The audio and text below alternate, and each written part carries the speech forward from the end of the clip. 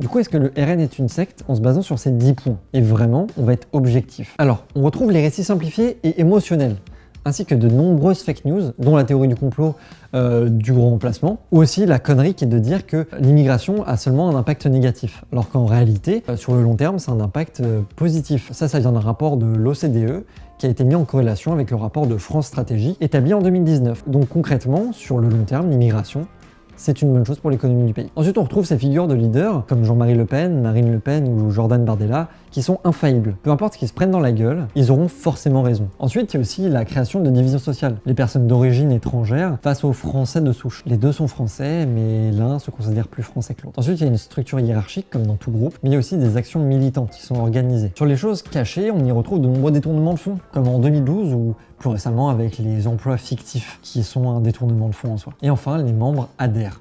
Et il y a des cotisations, donc on a la dépendance financière. Malgré tout